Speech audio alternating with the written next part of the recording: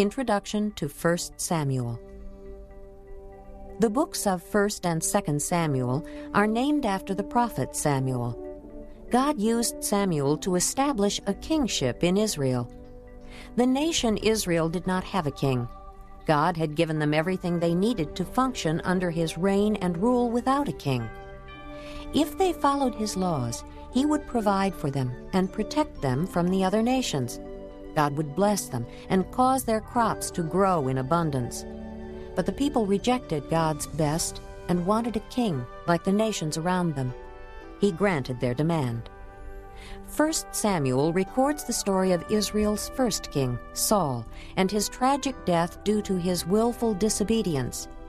In 1 Samuel, we also see the rise of David, who would become Israel's second king. The history of 1 Samuel began to be written around 930 B.C. As you listen, compare the character of Saul and David, noting that the success of each leader depended on his devotion to God, not on his position or personal giftedness. 1 Samuel, chapter 1. There was a certain man from Ramathaim, a Zuphite from the hill country of Ephraim, whose name was Elkanah, son of Jeroham, the son of Elihu, the son of Tohu, the son of Zuph, an Ephraimite. He had 2 wives. One was called Hannah, and the other Peninnah. Peninnah had children, but Hannah had none. Year after year this man went up from his town to worship and sacrifice to the Lord Almighty at Shiloh, where Hophni and Phinehas, the 2 sons of Eli, were priests of the Lord. Whenever the day came for Elkanah to sacrifice, he would give portions of the meat to his wife Peninnah and to all her sons and daughters. But to Hannah he gave a double portion, because he loved her, and the Lord had closed her womb. And because the Lord had closed her womb, her rival kept provoking her in order to irritate her. This went on year after year. Whenever Hannah went up to the house of the Lord, her rival provoked her till she wept and would not eat. Elkanah, her husband, would say to her, "Hannah, why are you weeping? Why don't you eat? Why are you downhearted? Don't I mean more to you than 10 sons?" Once when they had finished eating and drinking in Shiloh, Hannah stood up. Now Eli the priest was sitting on a chair by the doorpost of the Lord's temple. In bitterness of soul, Hannah wept much and prayed to the Lord. And she made a vow, saying, O Lord Almighty, if you will only look upon your servant's misery and remember me, and not forget your servant, but give her a son, then I will give him to the Lord for all the days of his life, and no razor will ever be used on his head. As she kept on praying to the Lord, Eli observed her mouth. Hannah was praying in her heart, and her lips were moving, but her voice was not heard. Eli thought she was drunk, and said to her, "How long will you keep on getting drunk? Get rid of your wine." Not so, my lord. Hannah replied, I am a woman who is deeply troubled. I have not been drinking wine or beer. I was pouring out my soul to the Lord. Do not take your servant for a wicked woman. I have been praying here out of my great anguish and grief. Eli answered, "Go in peace, and may the God of Israel grant you what you have asked of him." She said, May your servant find favor in your eyes. Then she went her way and ate something, and her face was no longer downcast. Early the next morning they arose and worshipped before the Lord, and then went back to their home at Ramah. Elkanah lay with Hannah his wife, and the Lord remembered her. So in the course of time Hannah conceived and gave birth to a son. She named him Samuel, saying, Because I asked the Lord for him. When the man Elkanah went up with all his family to offer the annual sacrifice to the Lord and to fulfill his vow, Hannah did not go. She said to her husband, After the boy is weaned, I will take him and present him before the Lord, and he will live there always. Do what seems best to you. Elkanah her husband told her. Stay here until you have weaned him. Only may the Lord make good his word. So the woman stayed at home and nursed her son until she had weaned him. After he was weaned, she took the boy with her, young as he was, along with a 3-year-old bull, an ephah of flour, and a skin of wine, and brought him to the house of the Lord at Shiloh. When they had slaughtered the bull, they brought the boy to Eli, and she said to him, As surely as you live, my lord, I am the woman who stood here beside you, praying to the Lord. I prayed for this child, and the Lord has granted me what I asked of him. So now I give him to the Lord. For his whole life he will be given over to the Lord. And he worshipped the Lord there. This concludes Disc 15. Chapter 2. Then Hannah prayed and said, My heart rejoices in the Lord. In the Lord my horn is lifted high. My mouth boasts over my enemies, for I delight in your deliverance. There is no one holy like the Lord. There is no one besides you. There is no rock like our God. Do not keep talking so proudly, or let your mouth speak such arrogance. For the Lord is a God who knows, and by him deeds are weighed. The bows of the warriors are broken, but those who stumbled are armed with strength. Those who were full hire themselves out for food, but those who were hungry hunger no more. She who was barren has borne 7 children, but she who has had many sons pines away. The Lord brings death and makes alive. He brings down to the grave and raises up. The Lord sends poverty and wealth. He humbles and he exalts. He raises the poor from the dust and lifts the needy from the ash heap. He seats them with princes and has them inherit a throne of honor. For the foundations of the earth are the Lord's. Upon them he has set the world.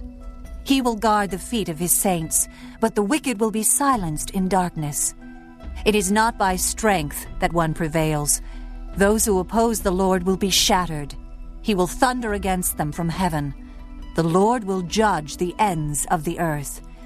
He will give strength to his king and exalt the horn of his anointed. Then Elkanah went home to Ramah, but the boy ministered before the Lord under Eli the priest. Eli's sons were wicked men. They had no regard for the Lord.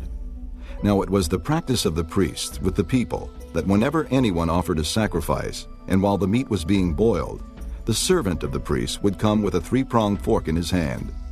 He would plunge it into the pan or kettle or cauldron or pot, and the priest would take for himself whatever the fork brought up. This is how they treated all the Israelites who came to Shiloh. But even before the fat was burned, the servant of the priest would come and say to the man who was sacrificing, Give the priest some meat to roast. He won't accept boiled meat from you, but only raw. If the man said to him, Let the fat be burned up first, and then take whatever you want, the servant would then answer, No, hand it over now. If you don't, I'll take it by force. This sin of the young men was very great in the Lord's sight, for they were treating the Lord's offering with contempt. But Samuel was ministering before the Lord, a boy wearing a linen ephod. Each year his mother made him a little robe and took it to him when she went up with her husband to offer the annual sacrifice. Eli would bless Elkanah and his wife, saying, May the Lord give you children by this woman to take the place of the one she prayed for and gave to the Lord. Then they would go home, and the Lord was gracious to Hannah. She conceived and gave birth to 3 sons and 2 daughters. Meanwhile, the boy Samuel grew up in the presence of the Lord.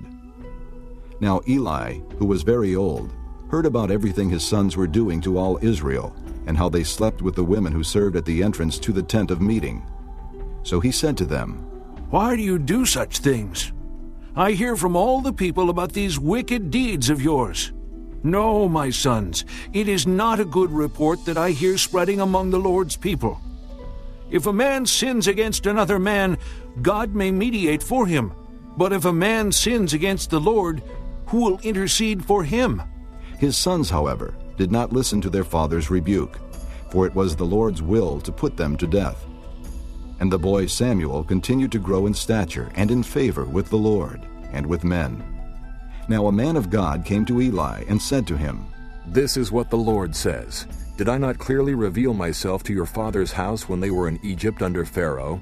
I chose your father out of all the tribes of Israel to be my priest, to go up to my altar, to burn incense, and to wear an ephod in my presence. I also gave your father's house all the offerings made with fire by the Israelites. Why do you scorn my sacrifice and offering that I prescribed for my dwelling? Why do you honor your sons more than me by fattening yourselves on the choice parts of every offering made by my people Israel? Therefore the Lord, the God of Israel, declares, I promised that your house and your father's house would minister before me forever. But now the Lord declares, Far be it from me, those who honor me I will honor, but those who despise me will be disdained. The time is coming when I will cut short your strength and the strength of your father's house, so that there will not be an old man in your family line, and you will see distress in my dwelling. Although good will be done to Israel, in your family line there will never be an old man. Every one of you that I do not cut off from my altar will be spared only to blind your eyes with tears and to grieve your heart, and all your descendants will die in the prime of life. And what happens to your 2 sons, Hophni and Phinehas, will be a sign to you. They will both die on the same day. I will raise up for myself a faithful priest, who will do according to what is in my heart and mind. I will firmly establish his house, and he will minister before my anointed one always. Then everyone left in your family line will come and bow down before him for a piece of silver and a crust of bread, and plead, Appoint me to some priestly office so I can have food to eat. Chapter 3. The boy Samuel ministered before the Lord under Eli. In those days the word of the Lord was rare. There were not many visions. One night Eli, whose eyes were becoming so weak that he could barely see, was lying down in his usual place. The lamp of God had not yet gone out, and Samuel was lying down in the temple of the Lord, where the ark of God was. Then the Lord called Samuel. Samuel answered, Here I am. And he ran to Eli and said, Here I am. You called me. But Eli said, I did not call. Go back and lie down. So he went and lay down. Again the Lord called, Samuel. And Samuel got up and went to Eli and said, Here I am. You called me. My son, Eli said, I did not call. Go back and lie down. Now Samuel did not yet know the Lord. The word of the Lord had not yet been revealed to him. The Lord called Samuel a 3rd time. And Samuel got up and went to Eli and said, Here I am. You called me. Then Eli realized that the Lord was calling the boy. So Eli told Samuel, Go and lie down, and if he calls you, say, Speak, Lord, for your servant is listening. So Samuel went and lay down in his place. The Lord came and stood there, calling as at the other times, Samuel, Samuel. Then Samuel said, Speak, for your servant is listening. And the Lord said to Samuel, See, I am about to do something in Israel that will make the ears of everyone who hears of it tingle. At that time, I will carry out against Eli everything I spoke against his family, from beginning to end. For I told him that I would judge his family forever because of the sin he knew about. His sons made themselves contemptible, and he failed to restrain them. Therefore, I swore to the house of Eli, the guilt of Eli's house will never be atoned for by sacrifice or offering. Samuel lay down until morning, and then opened the doors of the house of the Lord. He was afraid to tell Eli the vision, but Eli called him and said, Samuel, my son. Samuel answered, Here I am. What was it he said to you? Eli asked. Do not hide it from me. May God deal with you, be it ever so severely, if you hide from me anything he told you. So Samuel told him everything, hiding nothing from him. Then Eli said, He is the Lord. Let him do what is good in his eyes. The Lord was with Samuel as he grew up, and he let none of his words fall to the ground. And all Israel from Dan to Beersheba recognized that Samuel was attested as a prophet of the Lord. The Lord continued to appear at Shiloh, and there he revealed himself to Samuel through his word. Chapter 4. And Samuel's word came to all Israel. Now the Israelites went out to fight against the Philistines. The Israelites camped at Ebenezer, and the Philistines at Aphek. The Philistines deployed their forces to meet Israel, and as the battle spread, Israel was defeated by the Philistines, who killed about 4,000 of them on the battlefield. When the soldiers returned to camp, the elders of Israel asked, Why did the Lord bring defeat upon us today before the Philistines? Let us bring the ark of the Lord's covenant from Shiloh, so that it may go with us and save us from the hand of our enemies. So the people sent men to Shiloh, and they brought back the ark of the covenant of the Lord Almighty, who is enthroned between the cherubim. And Eli's 2 sons, Hophni and Phinehas, were there with the ark of the covenant of God. When the ark of the Lord's covenant came into the camp, all Israel raised such a great shout that the ground shook. Hearing the uproar, the Philistines asked, "What's all this shouting in the Hebrew camp?" When they learned that the ark of the Lord had come into the camp, the Philistines were afraid. "A god has come into the camp," they said. "We're in trouble. Nothing like this has happened before. Woe to us! Who will deliver us from the hand of these mighty gods? They are the gods who struck the Egyptians with all kinds of plagues in the desert. Be strong, Philistines. Be men, or you will be subject to the Hebrews as they have been to you. Be men and fight!" So the Philistines fought, and the Israelites were defeated, and every man fled to his tent. The slaughter was very great. Israel lost 30,000 foot soldiers. The ark of God was captured, and Eli's 2 sons, Hophni and Phinehas, died. That same day, a Benjamite ran from the battle line and went to Shiloh, his clothes torn and dust on his head. When he arrived, there was Eli sitting on his chair by the side of the road, watching, because his heart feared for the ark of God.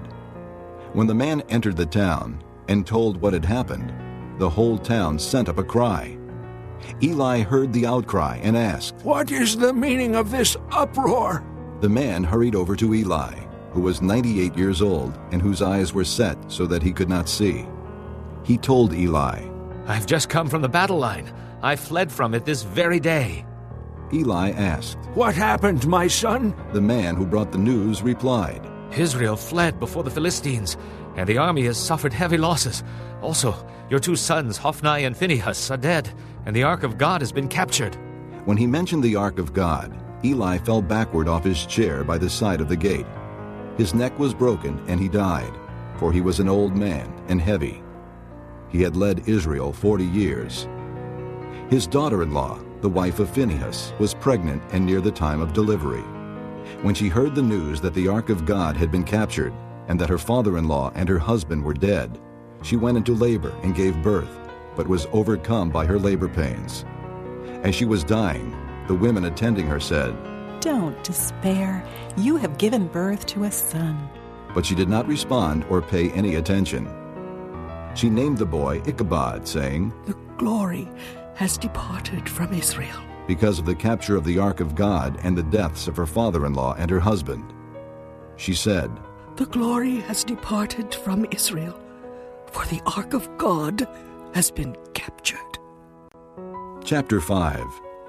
After the Philistines had captured the ark of God, they took it from Ebenezer to Ashdod. Then they carried the ark into Dagon's temple and set it beside Dagon. When the people of Ashdod rose early the next day, there was Dagon, fallen on his face on the ground before the ark of the Lord. They took Dagon and put him back in his place. But the following morning when they rose, there was Dagon, fallen on his face on the ground before the ark of the Lord. His head and hands had been broken off and were lying on the threshold. Only his body remained. That is why to this day neither the priest of Dagon nor any others who enter Dagon's temple at Ashdod step on the threshold. The Lord's hand was heavy upon the people of Ashdod and its vicinity. He brought devastation upon them and afflicted them with tumors. When the men of Ashdod saw what was happening, they said, "The ark of the God of Israel must not stay here with us, because his hand is heavy upon us, and upon Dagon our God." So they called together all the rulers of the Philistines and asked them, "What shall we do with the ark of the God of Israel?" They answered, "Have the ark of the God of Israel moved to Gath." So they moved the ark of the God of Israel. But after they had moved it, the Lord's hand was against that city, throwing it into a great panic. He afflicted the people of the city, both young and old, with an outbreak of tumors. So they sent the ark of God to Ekron.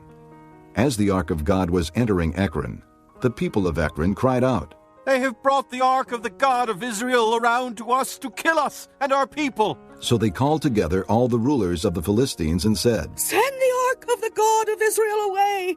Let it go back to its own place, or it will kill us and our people." For death had filled the city with panic. God's hand was very heavy upon it. Those who did not die were afflicted with tumors, and the outcry of the city went up to heaven. Chapter 6. When the ark of the Lord had been in Philistine territory 7 months, the Philistines called for the priests and the diviners and said, "What shall we do with the ark of the Lord? Tell us how we should send it back to its place." They answered, "If you return the ark of the God of Israel, do not send it away empty, but by all means send a guilt offering to him. Then you will be healed, and you will know why his hand has not been lifted from you." The Philistines asked, "What guilt offering should we send to him?" They replied, 5 gold tumors and 5 gold rats, according to the number of the Philistine rulers, because the same plague has struck both you and your rulers. Make models of the tumors and of the rats that are destroying the country, and pay honor to Israel's God. Perhaps he will lift his hand from you and your gods and your land. Why do you harden your hearts as the Egyptians and Pharaoh did? When he treated them harshly, did they not send the Israelites out so they could go on their way? Now then, get a new cart ready, with 2 cows that have calved and have never been yoked. Hitch the cows to the cart, but take their calves away and pen them up. Take the ark of the Lord and put it on the cart, and in a chest beside it put the gold objects you are sending back to him as a guilt offering. Send it on its way, but keep watching it. If it goes up to its own territory toward Beth Shemesh, then the Lord has brought this great disaster on us. But if it does not, then we will know that it was not his hand that struck us, and that it happened to us by chance." So they did this. They took 2 such cows and hitched them to the cart, and penned up their calves. They placed the ark of the Lord on the cart, and along with it the chests containing the gold rats and the models of the tumors. Then the cows went straight up toward Beth Shemesh, keeping on the road and lowing all the way. They did not turn to the right or to the left. The rulers of the Philistines followed them as far as the border of Beth Shemesh. Now the people of Beth Shemesh were harvesting their wheat in the valley, and when they looked up and saw the ark, they rejoiced at the sight. The cart came to the field of Joshua of Beth Shemesh, and there it stopped beside a large rock. The people chopped up the wood of the cart and sacrificed the cows as a burnt offering to the Lord. The Levites took down the ark of the Lord, together with the chests containing the gold objects, and placed them on the large rock. On that day the people of Beth Shemesh offered burnt offerings and made sacrifices to the Lord. The 5 rulers of the Philistines saw all this, and then returned that same day to Ekron. These are the gold tumors the Philistines sent as a guilt offering to the Lord, 1 each for Ashdod, Gaza, Ashkelon, Gath, and Ekron. And the number of the gold rats was according to the number of Philistine towns belonging to the 5 rulers, the fortified towns with their country villages. The large rock on which they set the ark of the Lord is a witness to this day in the field of Joshua of Beth Shemesh. But God struck down some of the men of Beth Shemesh, putting 70 of them to death, because they had looked into the ark of the Lord. The people mourned because of the heavy blow the Lord had dealt them. And the men of Beth Shemesh asked, "Who can stand in the presence of the Lord, this holy God? To whom will the ark go up from here?" Then they sent messengers to the people of Kiriath-Jearim, saying, "The Philistines have returned the ark of the Lord. Come down and take it up to your place." Chapter 7. So the men of Kiriath-Jearim came and took up the ark of the Lord. They took it to Abinadab's house on the hill, and consecrated Eleazar his son to guard the ark of the Lord. It was a long time, 20 years in all, that the ark remained at Kiriath-Jearim, and all the people of Israel mourned and sought after the Lord. And Samuel said to the whole house of Israel, "If you are returning to the Lord with all your hearts, then rid yourselves of the foreign gods and the Ashtoreths, and commit yourselves to the Lord, and serve him only. And he will deliver you out of the hand of the Philistines." So the Israelites put away their Baals and Ashtoreths, and served the Lord only. Then Samuel said, "Assemble all Israel at Mizpah, and I will intercede with the Lord for you." When they had assembled at Mizpah, they drew water and poured it out before the Lord. On that day they fasted, and there they confessed, "We have sinned against the Lord." And Samuel was leader of Israel at Mizpah. When the Philistines heard that Israel had assembled at Mizpah, the rulers of the Philistines came up to attack them.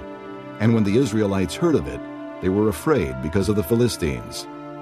They said to Samuel, "Do not stop crying out to the Lord our God for us, that he may rescue us from the hand of the Philistines." Then Samuel took a suckling lamb and offered it up as a whole burnt offering to the Lord. He cried out to the Lord on Israel's behalf, and the Lord answered him. While Samuel was sacrificing the burnt offering, the Philistines drew near to engage Israel in battle. But that day the Lord thundered with loud thunder against the Philistines and threw them into such a panic that they were routed before the Israelites. The men of Israel rushed out of Mizpah and pursued the Philistines, slaughtering them along the way to a point below Beth-kar. Then Samuel took a stone and set it up between Mizpah and Shen. He named it Ebenezer, saying, "Thus far has the Lord helped us." So the Philistines were subdued and did not invade Israelite territory again. Throughout Samuel's lifetime, the hand of the Lord was against the Philistines. The towns from Ekron to Gath that the Philistines had captured from Israel were restored to her, and Israel delivered the neighboring territory from the power of the Philistines. And there was peace between Israel and the Amorites. Samuel continued as judge over Israel all the days of his life. From year to year, he went on a circuit from Bethel to Gilgal to Mizpah, judging Israel in all those places. But he always went back to Ramah, where his home was, and there he also judged Israel. And he built an altar there to the Lord. Chapter 8. When Samuel grew old, he appointed his sons as judges for Israel. The name of his firstborn was Joel, and the name of his second was Abijah, and they served at Beersheba. But his sons did not walk in his ways. They turned aside after dishonest gain and accepted bribes and perverted justice. So all the elders of Israel gathered together and came to Samuel at Ramah. They said to him, "You are old, and your sons do not walk in your ways. Now appoint a king to lead us, such as all the other nations have." But when they said, "Give us a king to lead us," this displeased Samuel. So he prayed to the Lord. And the Lord told him, "Listen to all that the people are saying to you. It is not you they have rejected, but they have rejected me as their king, as they have done from the day I brought them up out of Egypt until this day, forsaking me and serving other gods, so they are doing to you. Now listen to them, but warn them solemnly, and let them know what the king who will reign over them will do." Samuel told all the words of the Lord to the people who were asking him for a king. He said, "This is what the king who will reign over you will do. He will take your sons and make them serve with his chariots and horses, and they will run in front of his chariots. Some he will assign to be commanders of thousands, and commanders of 50s, and others to plow his ground and reap his harvest, and still others to make weapons of war and equipment for his chariots. He will take your daughters to be perfumers and cooks and bakers. He will take the best of your fields and vineyards and olive groves and give them to his attendants. He will take a tenth of your grain and of your vintage and give it to his officials and attendants. Your men servants and maidservants and the best of your cattle and donkeys he will take for his own use. He will take a tenth of your flocks, and you yourselves will become his slaves. When that day comes, you will cry out for relief from the king you have chosen, and the Lord will not answer you in that day." But the people refused to listen to Samuel. "No," they said, "we want a king over us. Then we will be like all the other nations, with a king to lead us and to go out before us and fight our battles." When Samuel heard all that the people said, he repeated it before the Lord. The Lord answered, "Listen to them, and give them a king." Then Samuel said to the men of Israel, "Everyone go back to his town." Chapter 9. There was a Benjamite, a man of standing, whose name was Kish, son of Abiel, the son of Zeror, the son of Bechorath, the son of Aphiah of Benjamin. He had a son named Saul, an impressive young man without equal among the Israelites, a head taller than any of the others. Now the donkeys belonging to Saul's father Kish were lost, and Kish said to his son Saul, "Take one of the servants with you, and go and look for the donkeys." So he passed through the hill country of Ephraim, and through the area around Shalisha. but they did not find them. They went on into the district of Shalem, but the donkeys were not there. Then he passed through the territory of Benjamin, but they did not find them. When they reached the district of Zoph, Saul said to the servant who was with him, "Come, let's go back, or my father will stop thinking about the donkeys and start worrying about us." But the servant replied, "Look, in this town there is a man of God. He is highly respected, and everything he says comes true. Let's go there now. Perhaps he will tell us what way to take." Saul said to his servant, "If we go, what can we give the man? The food in our sacks is gone. We have no gift to take to the man of God. What do we have?" The servant answered him again. "Look," he said, "I have a quarter of a shekel of silver. I will give it to the man of God, so that he will tell us what way to take." Formerly in Israel, if a man went to inquire of God, he would say, "Come, let us go to the seer," because the prophet of today used to be called a seer. "Good," Saul said to his servant. "Come, let's go." So they set out for the town where the man of God was. As they were going up the hill to the town, they met some girls coming out to draw water. And they asked them, "Is the seer here?" "He is," they answered. "He's ahead of you. Hurry now. He has just come to our town today, for the people have a sacrifice at the high place. As soon as you enter the town, you will find him before he goes up to the high place to eat. The people will not begin eating until he comes, because he must bless the sacrifice.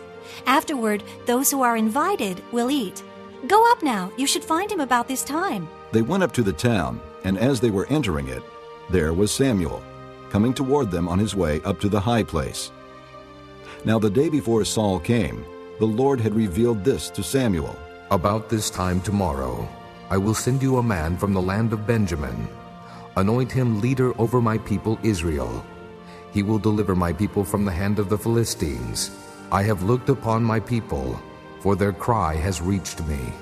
When Samuel caught sight of Saul, the Lord said to him, "This is the man I spoke to you about. He will govern my people." Saul approached Samuel in the gateway and asked, "Would you please tell me where the seer's house is?" "I am the seer," Samuel replied. "Go up ahead of me to the high place, for today you are to eat with me. And in the morning I will let you go and will tell you all that is in your heart. As for the donkeys you lost 3 days ago, do not worry about them. They have been found. And to whom is all the desire of Israel turned? If not to you and all your father's family?" Saul answered, "But am I not a Benjamite from the smallest tribe of Israel? And is not my clan the least of all the clans of the tribe of Benjamin? Why do you say such a thing to me?" Then Samuel brought Saul and his servant into the hall and seated them at the head of those who were invited, about 30 in number. Samuel said to the cook, "Bring the piece of meat I gave you, the one I told you to lay aside." So the cook took up the leg with what was on it and set it in front of Saul. Samuel said, "Here is what has been kept for you. Eat, because it was set aside for you for this occasion, from the time I said, 'I have invited guests.'" And Saul dined with Samuel that day. After they came down from the high place to the town, Samuel talked with Saul on the roof of his house. They rose about daybreak, and Samuel called to Saul on the roof, "Get ready, and I will send you on your way." When Saul got ready, he and Samuel went outside together. As they were going down to the edge of the town, Samuel said to Saul, "Tell the servant to go on ahead of us." And the servant did so. "But you stay here a while, so that I may give you a message from God." Chapter 10. Then Samuel took a flask of oil and poured it on Saul's head and kissed him, saying, "Has not the Lord anointed you leader over his inheritance? When you leave me today, you will meet 2 men near Rachel's tomb at Zelzah, on the border of Benjamin. They will say to you, 'The donkeys you set out to look for have been found, and now your father has stopped thinking about them and is worried about you. He is asking, "What shall I do about my son?" Then you will go on from there until you reach the great tree of Tabor. 3 men going up to God at Bethel will meet you there. One will be carrying 3 young goats, another 3 loaves of bread, and another a skin of wine. They will greet you and offer you 2 loaves of bread, which you will accept from them. After that you will go to Gibeah of God, where there is a Philistine outpost. As you approach the town, you will meet a procession of prophets coming down from the high place, with lyres, tambourines, flutes, and harps being played before them. And they will be prophesying. The Spirit of the Lord will come upon you in power, and you will prophesy with them, and you will be changed into a different person. Once these signs are fulfilled, do whatever your hand finds to do, for God is with you. Go down ahead of me to Gilgal. I will surely come down to you to sacrifice burnt offerings and fellowship offerings. But you must wait 7 days until I come to you and tell you what you are to do." As Saul turned to leave Samuel, God changed Saul's heart, and all these signs were fulfilled that day. When they arrived at Gibeah, a procession of prophets met him. The Spirit of God came upon him in power, and he joined in their prophesying. When all those who had formerly known him saw him prophesying with the prophets, they asked each other, "What is this that has happened to the son of Kish? Is Saul also among the prophets?" A man who lived there answered, "And who is their father?" So it became a saying, "Is Saul also among the prophets?" After Saul stopped prophesying, he went to the high place. Now Saul's uncle asked him and his servant, "Where have you been?" "Looking for the donkeys," he said. "But when we saw they were not to be found, we went to Samuel." Saul's uncle said, "Tell me what Samuel said to you." Saul replied, "He assured us that the donkeys had been found." But he did not tell his uncle what Samuel had said about the kingship. Samuel summoned the people of Israel to the Lord at Mizpah and said to them, "This is what the Lord, the God of Israel, says. I brought Israel up out of Egypt, and I delivered you from the power of Egypt and all the kingdoms that oppressed you. But you have now rejected your God, who saves you out of all your calamities and distresses. And you have said, 'No, set a king over us.' So now present yourselves before the Lord by your tribes and clans." When Samuel brought all the tribes of Israel near, the tribe of Benjamin was chosen. Then he brought forward the tribe of Benjamin, clan by clan, and Matri's clan was chosen. Finally, Saul, son of Kish, was chosen. But when they looked for him, he was not to be found. So they inquired further of the Lord, "Has the man come here yet?" And the Lord said, "Yes, he has hidden himself among the baggage." They ran and brought him out, and as he stood among the people, he was a head taller than any of the others. Samuel said to all the people, "Do you see the man the Lord has chosen? There is no one like him among all the people." Then the people shouted, "Long live the king!" Samuel explained to the people the regulations of the kingship. He wrote them down on a scroll and deposited it before the Lord. Then Samuel dismissed the people, each to his own home. Saul also went to his home in Gibeah, accompanied by valiant men whose hearts God had touched. But some troublemakers said, "How can this fellow save us?" They despised him and brought him no gifts. But Saul kept silent. Chapter 11. Nahash the Ammonite went up and besieged Jabesh Gilead. And all the men of Jabesh said to him, "Make a treaty with us, and we will be subject to you." But Nahash the Ammonite replied, "I will make a treaty with you only on the condition that I gouge out the right eye of every one of you, and so bring disgrace on all Israel." The elders of Jabesh said to him, "Give us 7 days so we can send messengers throughout Israel. If no one comes to rescue us, we will surrender to you." When the messengers came to Gibeah of Saul and reported these terms to the people, they all wept aloud. Just then Saul was returning from the fields behind his oxen, and he asked, "What is wrong with the people? Why are they weeping?" Then they repeated to him what the men of Jabesh had said.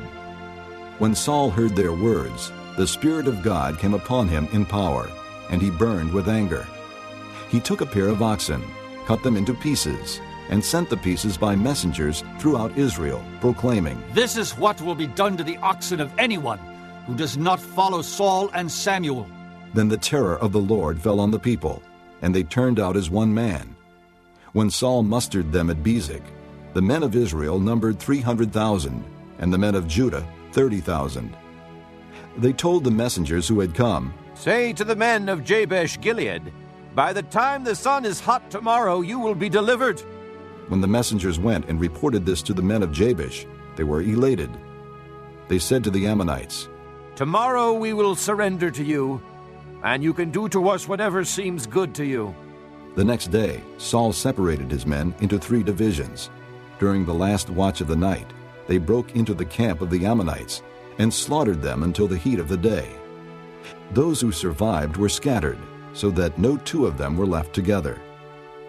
The people then said to Samuel, "Who was it that asked, 'Shall Saul reign over us?' Bring these men to us, and we will put them to death." But Saul said, "No one shall be put to death today, for this day the Lord has rescued Israel." Then Samuel said to the people, "Come, let us go to Gilgal, and there reaffirm the kingship." So all the people went to Gilgal and confirmed Saul as king in the presence of the Lord. There they sacrificed fellowship offerings before the Lord, and Saul and all the Israelites held a great celebration. Chapter 12. Samuel said to all Israel, "I have listened to everything you said to me, and have set a king over you. Now you have a king as your leader. As for me, I am old and gray, and my sons are here with you. I have been your leader from my youth until this day. Here I stand. Testify against me in the presence of the Lord and his anointed.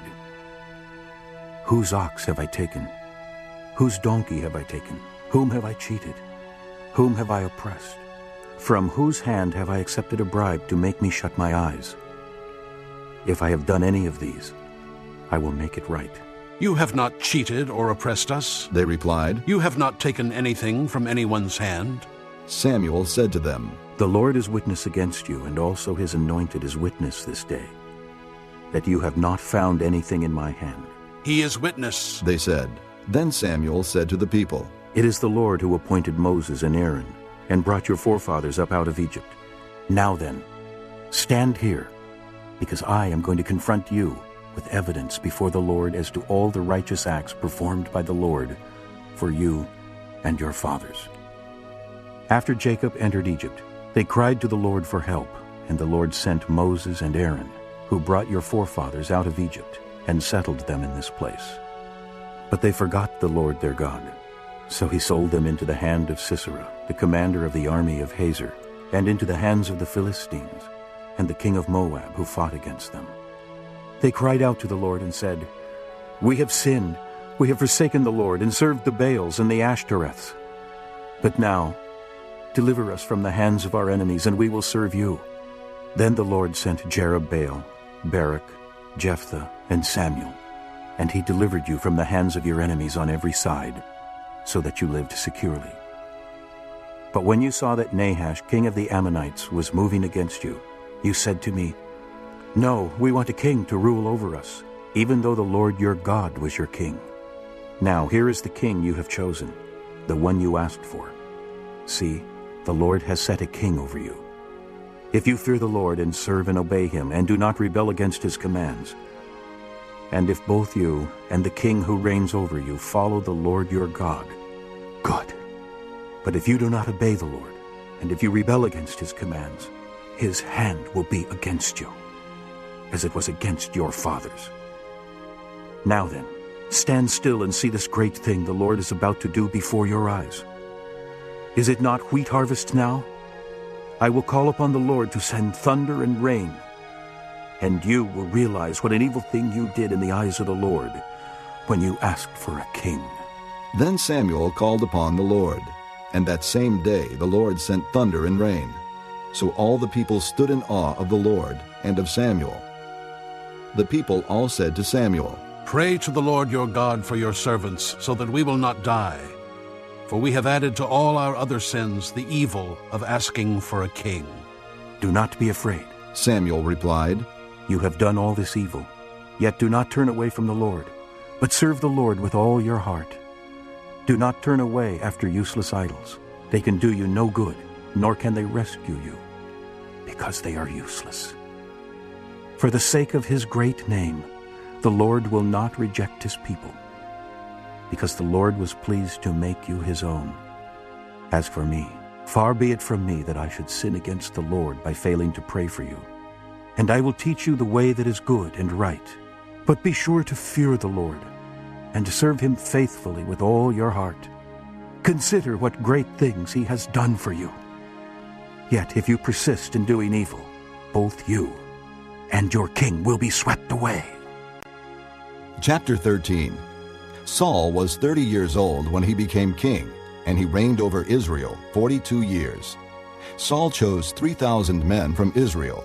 2,000 were with him at Michmash and in the hill country of Bethel, and 1,000 were with Jonathan at Gibeah in Benjamin.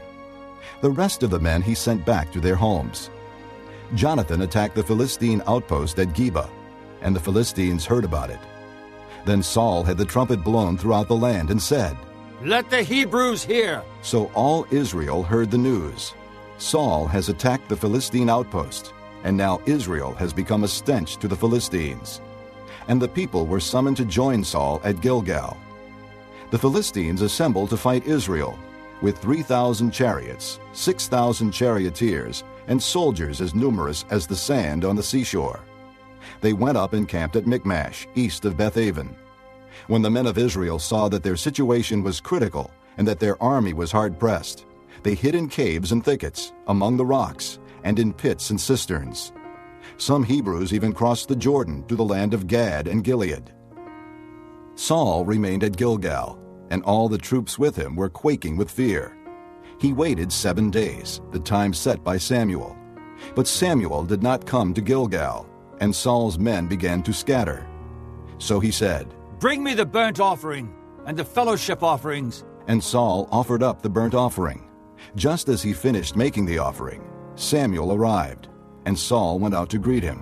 "What have you done?" asked Samuel. Saul replied, "When I saw that the men were scattering, and that you did not come at the set time, and that the Philistines were assembling at Michmash, I thought, now the Philistines will come down against me at Gilgal, and I have not sought the Lord's favor. So I felt compelled to offer the burnt offering." "You acted foolishly," Samuel said. "You have not kept the command the Lord your God gave you. If you had, he would have established your kingdom over Israel for all time. But now your kingdom will not endure. The Lord has sought out a man after his own heart and appointed him leader of his people, because you have not kept the Lord's command." Then Samuel left Gilgal and went up to Gibeah in Benjamin, and Saul counted the men who were with him. They numbered about 600. Saul and his son Jonathan and the men with them were staying in Gibeah in Benjamin, while the Philistines camped at Michmash. Raiding parties went out from the Philistine camp in 3 detachments. One turned toward Ophrah in the vicinity of Shul, another toward Beth-horon, and the third toward the borderland overlooking the valley of Zeboim, facing the desert. Not a blacksmith could be found in the whole land of Israel, because the Philistines had said, "Otherwise the Hebrews will make swords or spears." So all Israel went down to the Philistines to have their plowshares, mattocks, axes, and sickles sharpened. The price was 2/3 of a shekel for sharpening plowshares and mattocks, and 1/3 of a shekel for sharpening forks and axes and for repointing goads. So on the day of the battle, not a soldier with Saul and Jonathan had a sword or spear in his hand. Only Saul and his son Jonathan had them. Now a detachment of Philistines had gone out to the pass at Michmash. Chapter 14. One day, Jonathan, son of Saul, said to the young man bearing his armor, "Come, let's go over to the Philistine outpost on the other side." But he did not tell his father. Saul was staying on the outskirts of Gibeah under a pomegranate tree in Migron. With him were about 600 men, among whom was Ahijah, who was wearing an ephod. He was a son of Ichabod's brother Ahitub, son of Phinehas, the son of Eli, the Lord's priest in Shiloh. No one was aware that Jonathan had left. On each side of the pass that Jonathan intended to cross to reach the Philistine outpost was a cliff. One was called Bozez, and the other Sina. One cliff stood to the north toward Michmash, the other to the south toward Geba. Jonathan said to his young armor-bearer, "Come, let's go over to the outpost of those uncircumcised fellows.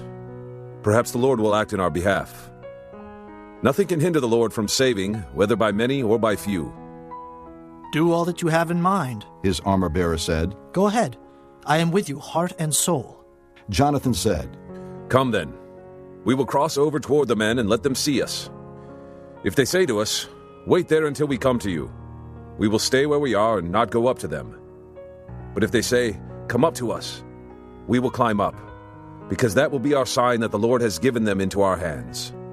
So both of them showed themselves to the Philistine outpost. "Look," said the Philistines. "the Hebrews are crawling out of the holes they were hiding in." The men of the outpost shouted to Jonathan and his armor-bearer, "Come up to us, and we'll teach you a lesson." So Jonathan said to his armor-bearer, "Climb up after me. The Lord has given them into the hand of Israel." Jonathan climbed up, using his hands and feet, with his armor-bearer right behind him. The Philistines fell before Jonathan, and his armor-bearer followed and killed behind him. In that first attack, Jonathan and his armor-bearer killed some 20 men in an area of about half an acre. Then panic struck the whole army, those in the camp and field, and those in the outposts and raiding parties, and the ground shook. It was a panic sent by God. Saul's lookouts at Gibeah in Benjamin saw the army melting away in all directions. Then Saul said to the men who were with him, "Muster the forces and see who has left us." When they did, it was Jonathan and his armor-bearer who were not there. Saul said to Ahijah, "Bring the ark of God." At that time it was with the Israelites. While Saul was talking to the priest, the tumult in the Philistine camp increased more and more. So Saul said to the priest, "Withdraw your hand." Then Saul and all his men assembled and went to the battle. They found the Philistines in total confusion, striking each other with their swords. Those Hebrews who had previously been with the Philistines and had gone up with them to their camp went over to the Israelites who were with Saul and Jonathan. When all the Israelites who had hidden in the hill country of Ephraim heard that the Philistines were on the run, they joined the battle in hot pursuit. So the Lord rescued Israel that day, and the battle moved on beyond Beth-aven. Now the men of Israel were in distress that day, because Saul had bound the people under an oath, saying, "Cursed be any man who eats food before evening comes, before I have avenged myself on my enemies." So none of the troops tasted food. The entire army entered the woods, and there was honey on the ground. When they went into the woods, they saw the honey oozing out, yet no one put his hand to his mouth, because they feared the oath. But Jonathan had not heard that his father had bound the people with the oath. So he reached out the end of the staff that was in his hand and dipped it into the honeycomb. He raised his hand to his mouth, and his eyes brightened. Then one of the soldiers told him, "Your father bound the army under a strict oath, saying, 'Cursed be any man who eats food today.' That is why the men are faint." Jonathan said, "My father has made trouble for the country. See how my eyes brightened when I tasted a little of this honey. How much better it would have been if the men had eaten today some of the plunder they took from their enemies. Would not the slaughter of the Philistines have been even greater?" That day, after the Israelites had struck down the Philistines from Michmash to Aijalon, they were exhausted. They pounced on the plunder, and taking sheep, cattle, and calves, they butchered them on the ground and ate them, together with the blood. Then someone said to Saul, "Look, the men are sinning against the Lord by eating meat that has blood in it." "You have broken faith," he said. "Roll a large stone over here at once." Then he said, "Go out among the men and tell them, 'Each of you bring me your cattle and sheep, and slaughter them here and eat them. Do not sin against the Lord by eating meat with blood still in it.'" So everyone brought his ox that night and slaughtered it there. Then Saul built an altar to the Lord. It was the first time he had done this. Saul said, "Let us go down after the Philistines by night and plunder them till dawn, and let us not leave one of them alive." "Do whatever seems best to you," they replied. But the priest said, "Let us inquire of God here." So Saul asked God, "Shall I go down after the Philistines?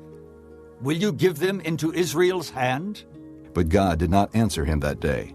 Saul therefore said, "Come here, all you who are leaders of the army, and let us find out what sin has been committed today. As surely as the Lord who rescues Israel lives, even if it lies with my son Jonathan, he must die." But not one of the men said a word. Saul then said to all the Israelites, "You stand over there. I and Jonathan my son will stand over here." "Do what seems best to you," the men replied. Then Saul prayed to the Lord, the God of Israel, "Give me the right answer."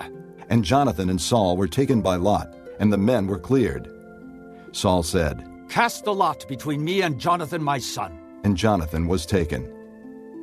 Then Saul said to Jonathan, "Tell me what you have done." So Jonathan told him, "I merely tasted a little honey with the end of my staff, and now must I die?" Saul said, May God deal with me, be it ever so severely, if you do not die, Jonathan. But the men said to Saul, Should Jonathan die, he who has brought about this great deliverance in Israel? Never. As surely as the Lord lives, not a hair of his head will fall to the ground, for he did this today with God's help. So the men rescued Jonathan, and he was not put to death. Then Saul stopped pursuing the Philistines, and they withdrew to their own land. After Saul had assumed rule over Israel, he fought against their enemies on every side: Moab, the Ammonites, Edom, the kings of Zobah, and the Philistines. Wherever he turned, he inflicted punishment on them. He fought valiantly and defeated the Amalekites, delivering Israel from the hands of those who had plundered them. Saul's sons were Jonathan, Ishvi, and Malchishua. The name of his older daughter was Merab, and that of the younger was Michal. His wife's name was Ahinoam, daughter of Ahimaaz. The name of the commander of Saul's army was Abner, son of Ner, and Ner was Saul's uncle. Saul's father Kish and Abner's father Ner were sons of Abiel. All the days of Saul there was bitter war with the Philistines, and whenever Saul saw a mighty or brave man, he took him into his service. Chapter 15. Samuel said to Saul, I am the one the Lord sent to anoint you king over his people Israel. So listen now to the message from the Lord. This is what the Lord Almighty says. I will punish the Amalekites for what they did to Israel when they waylaid them as they came up from Egypt. Now go, attack the Amalekites and totally destroy everything that belongs to them. Do not spare them. Put to death men and women, children and infants, cattle and sheep, camels and donkeys. So Saul summoned the men and mustered them at Telaim, 200,000 foot soldiers and 10,000 men from Judah. Saul went to the city of Amalek and set an ambush in the ravine. Then he said to the Kenites, Go away, leave the Amalekites, so that I do not destroy you along with them. For you showed kindness to all the Israelites when they came up out of Egypt. So the Kenites moved away from the Amalekites. Then Saul attacked the Amalekites all the way from Havilah to Shur, to the east of Egypt. He took Agag, king of the Amalekites, alive, and all his people he totally destroyed with the sword.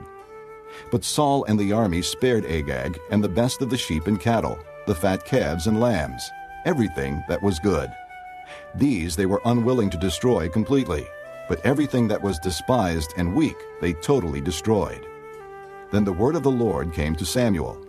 I am grieved that I have made Saul king, because he has turned away from me and has not carried out my instructions. Samuel was troubled, and he cried out to the Lord all that night.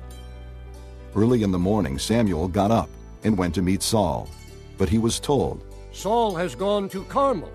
There he has set up a monument in his own honor, and has turned and gone on down to Gilgal. When Samuel reached him, Saul said, The Lord bless you. I have carried out the Lord's instructions. But Samuel said, What then is this bleating of sheep in my ears? What is this lowing of cattle that I hear?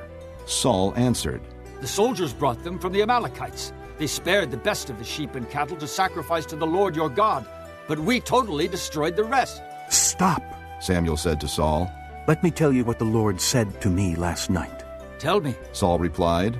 Samuel said, Although you were once small in your own eyes, did you not become the head of the tribes of Israel? The Lord anointed you king over Israel, and he sent you on a mission, saying, Go and completely destroy those wicked people, the Amalekites. Make war on them until you have wiped them out. Why did you not obey the Lord? Why did you pounce on the plunder and do evil in the eyes of the Lord? But I did obey the Lord, Saul said. I went on the mission the Lord assigned me. I completely destroyed the Amalekites and brought back Agag, their king. The soldiers took sheep and cattle from the plunder, the best of what was devoted to God, in order to sacrifice them to the Lord your God at Gilgal. But Samuel replied, Does the Lord delight in burnt offerings and sacrifices as much as in obeying the voice of the Lord? To obey is better than sacrifice, and to heed is better than the fat of rams. For rebellion is like the sin of divination, and arrogance like the evil of idolatry. Because you have rejected the word of the Lord, he has rejected you as king. Then Saul said to Samuel, I have sinned. I violated the Lord's command and your instructions. I was afraid of the people, and so I gave in to them. Now I beg you, forgive my sin, and come back with me, so that I may worship the Lord. But Samuel said to him, I will not go back with you. You have rejected the word of the Lord, and the Lord has rejected you as king over Israel. As Samuel turned to leave, Saul caught hold of the hem of his robe, and it tore. Samuel said to him, The Lord has torn the kingdom of Israel from you today, and has given it to one of your neighbors, to one better than you. He who is the glory of Israel does not lie or change his mind, for he is not a man that he should change his mind. Saul replied, I have sinned, but please honor me before the elders of my people and before Israel. Come back with me, so that I may worship the Lord your God. So Samuel went back with Saul, and Saul worshipped the Lord. Then Samuel said, Bring me Agag, king of the Amalekites.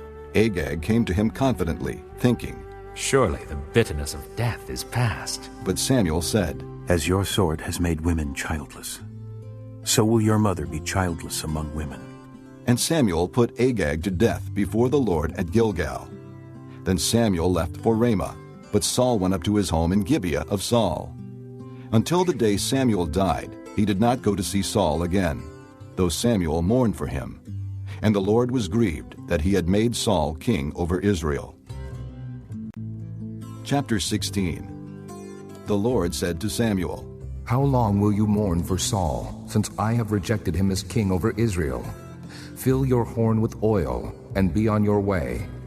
I am sending you to Jesse of Bethlehem. I have chosen one of his sons to be king. But Samuel said, How can I go? Saul will hear about it and kill me. The Lord said, Take a heifer with you and say, I have come to sacrifice to the Lord. Invite Jesse to the sacrifice, and I will show you what to do. You are to anoint for me the one I indicate. Samuel did what the Lord said. When he arrived at Bethlehem, the elders of the town trembled when they met him. They asked, Do you come in peace? Samuel replied, Yes, in peace. I have come to sacrifice to the Lord. Consecrate yourselves, and come to the sacrifice with me. Then he consecrated Jesse and his sons, and invited them to the sacrifice. When they arrived, Samuel saw Eliab, and thought, Surely the Lord's anointed stands here before the Lord. But the Lord said to Samuel, Do not consider his appearance or his height, for I have rejected him. The Lord does not look at the things man looks at. Man looks at the outward appearance, but the Lord looks at the heart. Then Jesse called Abinadab and had him pass in front of Samuel. But Samuel said, The Lord has not chosen this one either. Jesse then had Shammah pass by. But Samuel said, Nor has the Lord chosen this one. Jesse had 7 of his sons pass before Samuel. But Samuel said to him, The Lord has not chosen these. So he asked Jesse, Are these all the sons you have? There is still the youngest, Jesse answered, but he is tending the sheep. Samuel said, Send for him. We will not sit down until he arrives. So he sent and had him brought in. He was ruddy, with a fine appearance and handsome features. Then the Lord said, Rise and anoint him. He is the one. So Samuel took the horn of oil and anointed him in the presence of his brothers. And from that day on, the Spirit of the Lord came upon David in power. Samuel then went to Ramah. Now the Spirit of the Lord had departed from Saul, and an evil spirit from the Lord tormented him. Saul's attendants said to him, See, an evil spirit from God is tormenting you. Let our Lord command his servants here to search for someone who can play the harp. He will play when the evil spirit from God comes upon you, and you will feel better. So Saul said to his attendants, Find someone who plays well and bring him to me.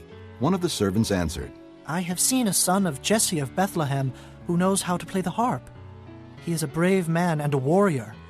He speaks well and is a fine-looking man, and the Lord is with him. Then Saul sent messengers to Jesse and said, Send me your son David, who is with the sheep. So Jesse took a donkey loaded with bread, a skin of wine, and a young goat, and sent them with his son David to Saul. David came to Saul and entered his service. Saul liked him very much, and David became one of his armor-bearers. Then Saul sent word to Jesse, saying, Allow David to remain in my service, for I am pleased with him. Whenever the Spirit from God came upon Saul, David would take his harp and play. Then relief would come to Saul. He would feel better, and the evil spirit would leave him. Chapter 17. Now the Philistines gathered their forces for war and assembled at Soko in Judah. They pitched camp at Ephes-dammim, between Soko and Azekah. Saul and the Israelites assembled and camped in the valley of Elah, and drew up their battle line to meet the Philistines. The Philistines occupied one hill, and the Israelites another, with the valley between them. A champion named Goliath, who was from Gath, came out of the Philistine camp. He was over 9 feet tall. He had a bronze helmet on his head, and wore a coat of scale armor of bronze weighing 5,000 shekels. On his legs he wore bronze greaves, and a bronze javelin was slung on his back. His spear shaft was like a weaver's rod, and its iron point weighed 600 shekels. His shield bearer went ahead of him. Goliath stood and shouted to the ranks of Israel, "Why do you come out and line up for battle? Am I not a Philistine? And are you not the servants of Saul? Choose a man and have him come down to me. If he is able to fight and kill me, we will become your subjects.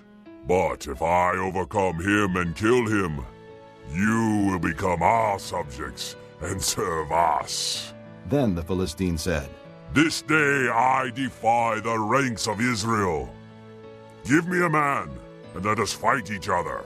On hearing the Philistines' words, Saul and all the Israelites were dismayed and terrified.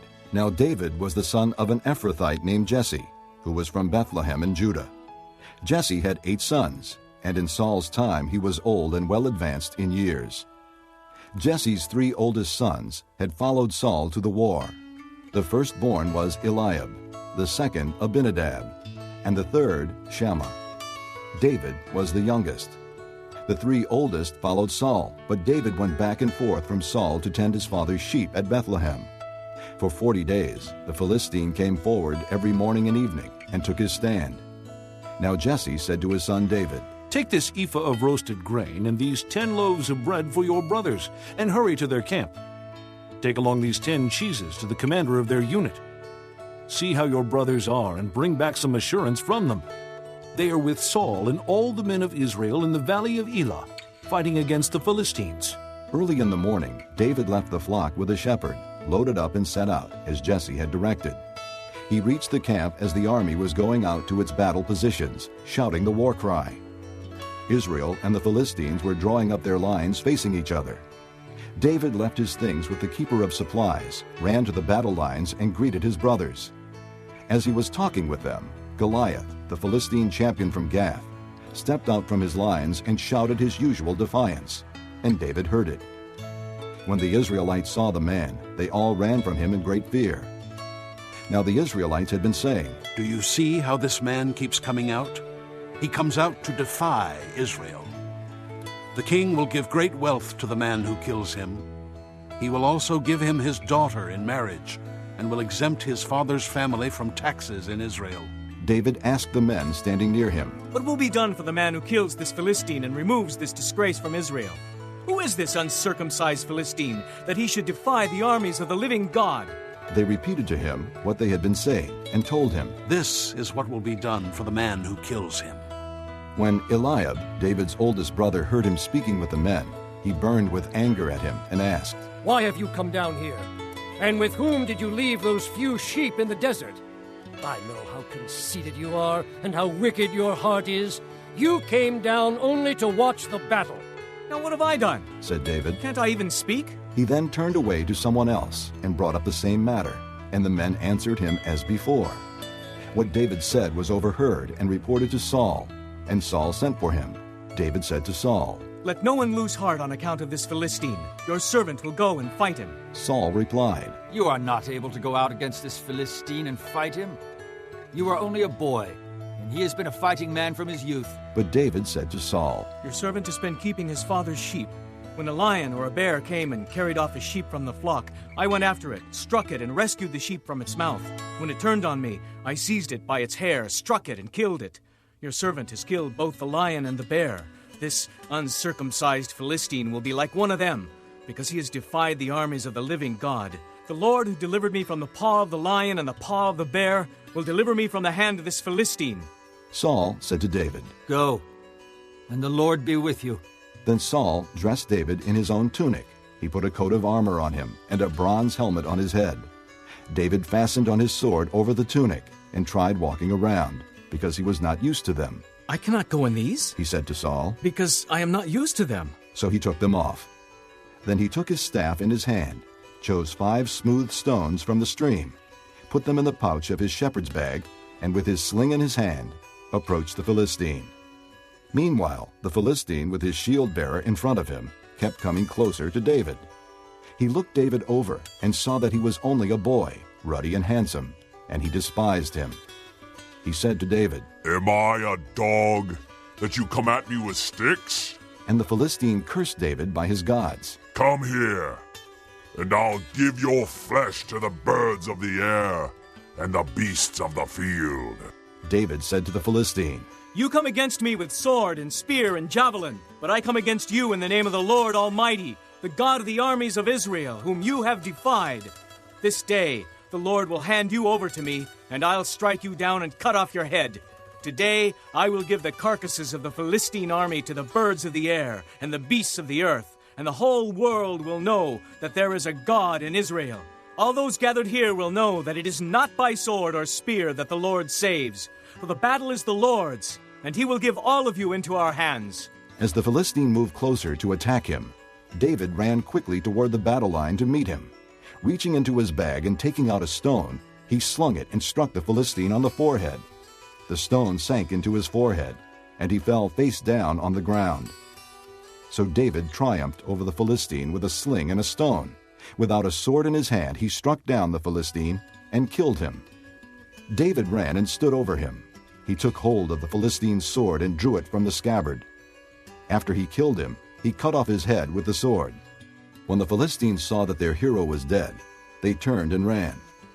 Then the men of Israel and Judah surged forward with a shout and pursued the Philistines to the entrance of Gath and to the gates of Ekron. Their dead were strewn along the Shaaraim road to Gath and Ekron. When the Israelites returned from chasing the Philistines, they plundered their camp. David took the Philistines' head and brought it to Jerusalem, and he put the Philistines' weapons in his own tent. As Saul watched David going out to meet the Philistine, he said to Abner, commander of the army, Abner, whose son is that young man? Abner replied, As surely as you live, O king, I don't know. The king said, Find out whose son this young man is. As soon as David returned from killing the Philistine, Abner took him and brought him before Saul, with David still holding the Philistine's head. Whose son are you, young man? Saul asked him. David said, I am the son of your servant, Jesse of Bethlehem.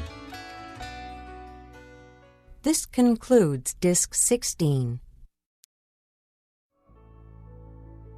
Chapter 18. After David had finished talking with Saul, Jonathan became one in spirit with David, and he loved him as himself. From that day Saul kept David with him and did not let him return to his father's house. And Jonathan made a covenant with David because he loved him as himself. Jonathan took off the robe he was wearing and gave it to David, along with his tunic and even his sword, his bow, and his belt. Whatever Saul sent him to do, David did it so successfully that Saul gave him a high rank in the army. This pleased all the people, and Saul's officers as well. When the men were returning home after David had killed the Philistine, the women came out from all the towns of Israel to meet King Saul with singing and dancing, with joyful songs, and with tambourines and lutes. As they danced, they sang, Saul has slain his thousands and David his tens of thousands. Saul was very angry. This refrain galled him. They have credited David with tens of thousands, he thought, but me with only thousands. What more can he get but the kingdom? And from that time on, Saul kept a jealous eye on David. The next day, an evil spirit from God came forcefully upon Saul. He was prophesying in his house, while David was playing the harp, as he usually did. Saul had a spear in his hand, and he hurled it, saying to himself, I'll pin David to the wall. But David eluded him twice. Saul was afraid of David, because the Lord was with David but had left Saul. So he sent David away from him and gave him command over 1,000 men. And David led the troops in their campaigns. In everything he did, he had great success, because the Lord was with him. When Saul saw how successful he was afraid of him. But all Israel and Judah loved David, because he led them in their campaigns. Saul said to David, "Here is my older daughter Merab. I will give her to you in marriage. Only serve me bravely and fight the battles of the Lord." For Saul said to himself, "I will not raise a hand against him. Let the Philistines do that." But David said to Saul, "Who am I, and what is my family or my father's clan in Israel, that I should become the king's son-in-law?" So when the time came for Merab, Saul's daughter, to be given to David, she was given in marriage to Adriel of Mahalath.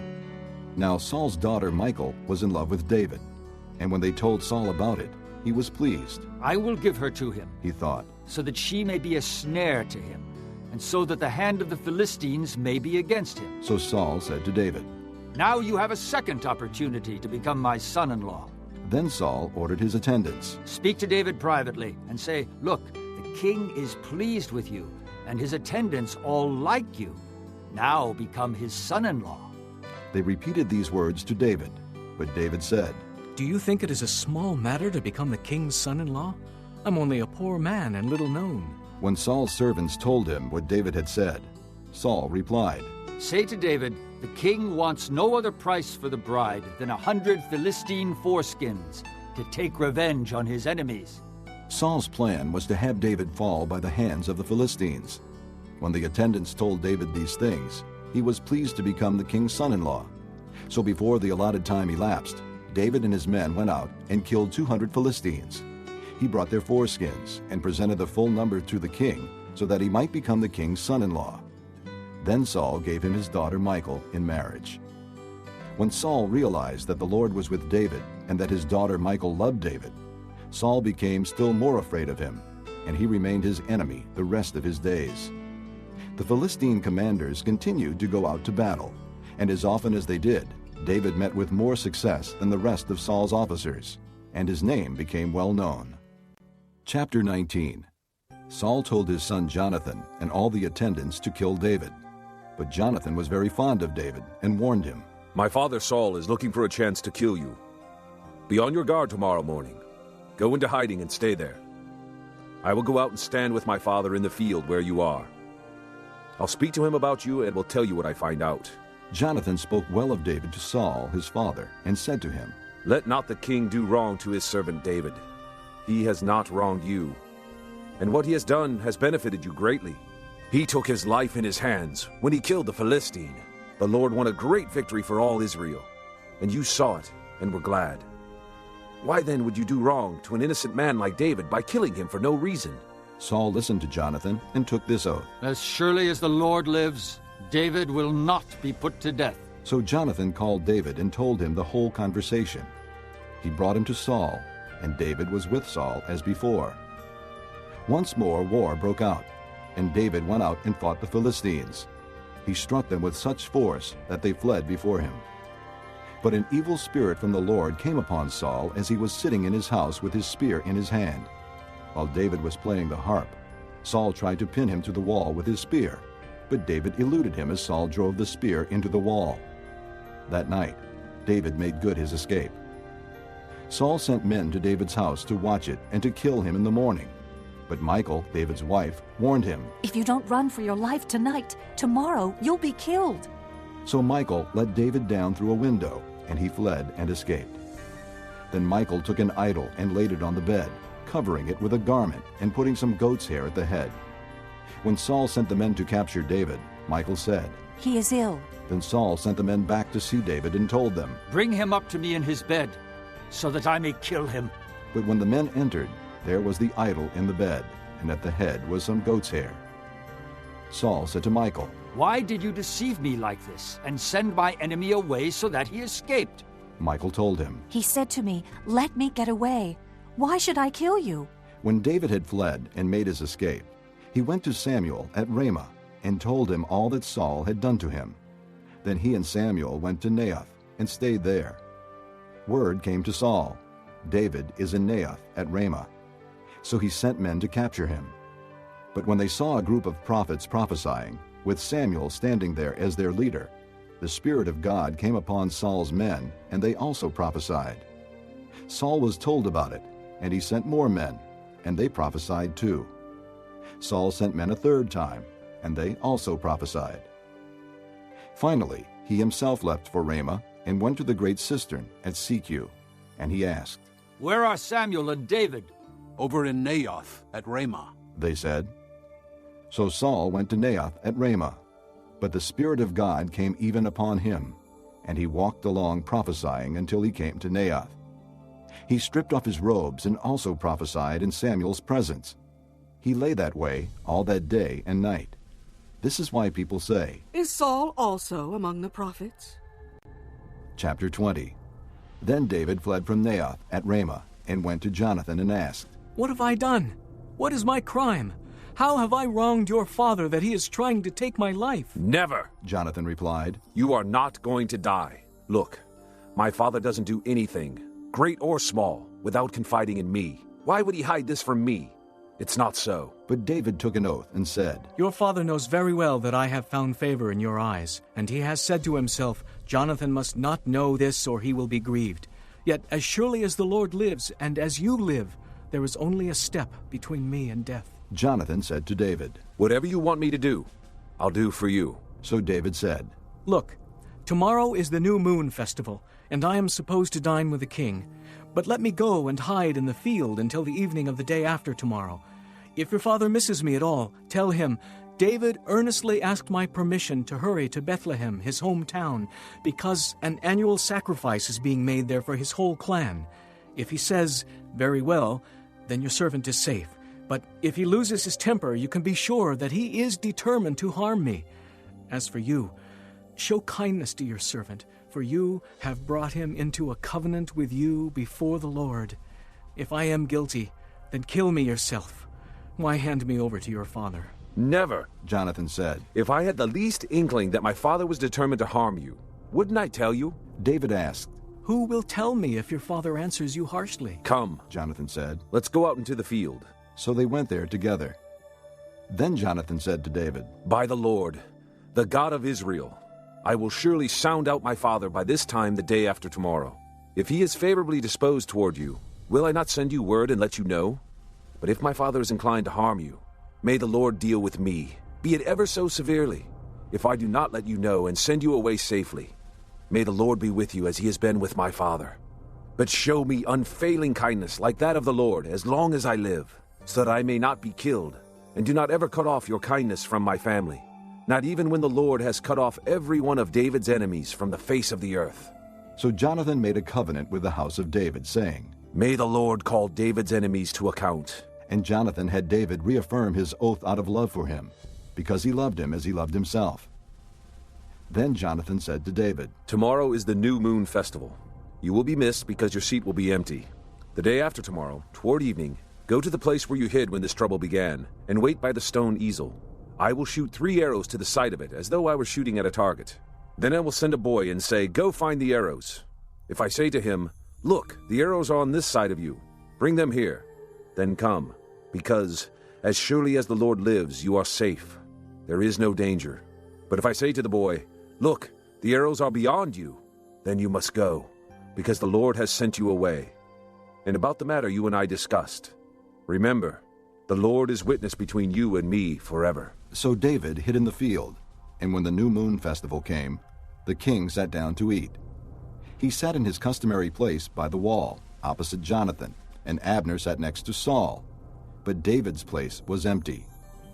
Saul said nothing that day, for he thought, "Something must have happened to David to make him ceremonially unclean. Surely he is unclean." But the next day, the second day of the month, David's place was empty again. Then Saul said to his son Jonathan, "Why hasn't the son of Jesse come to the meal, either yesterday or today?" Jonathan answered, "David earnestly asked me for permission to go to Bethlehem.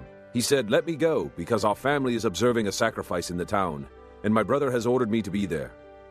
If I have found favor in your eyes, let me get away to see my brothers.' That is why he has not come to the king's table." Saul's anger flared up at Jonathan, and he said to him, You son of a perverse and rebellious woman! Don't I know that you have sided with the son of Jesse to your own shame, and to the shame of the mother who bore you? As long as the son of Jesse lives on this earth, neither you nor your kingdom will be established. Now send and bring him to me, for he must die. Why should he be put to death? What has he done? Jonathan asked his father. But Saul hurled his spear at him to kill him. Then Jonathan knew that his father intended to kill David. Jonathan got up from the table in fierce anger. On that second day of the month he did not eat, because he was grieved at his father's shameful treatment of David. In the morning Jonathan went out to the field for his meeting with David. He had a small boy with him, and he said to the boy, "Run and find the arrows I shoot." As the boy ran, he shot an arrow beyond him. When the boy came to the place where Jonathan's arrow had fallen, Jonathan called out after him, "Isn't the arrow beyond you?" Then he shouted, "Hurry! Go quickly! Don't stop!" The boy picked up the arrow and returned to his master.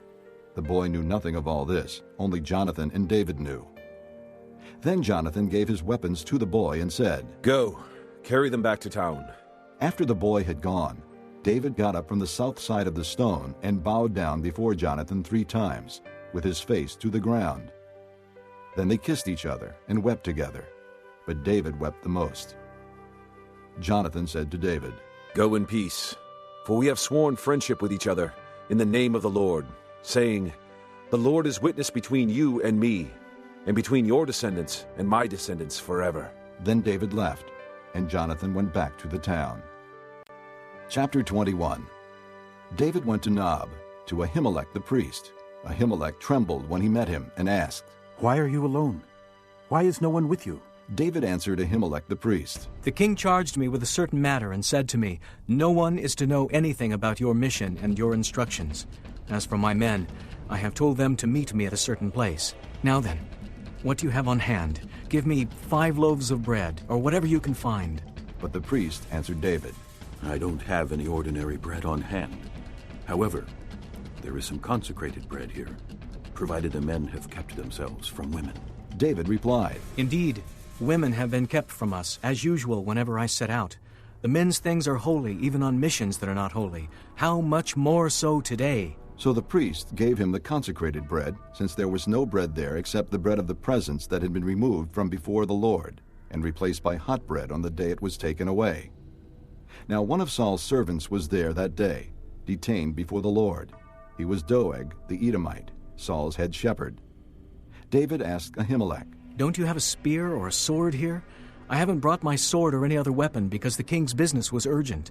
The priest replied, "The sword of Goliath the Philistine, whom you killed in the valley of Elah, is here.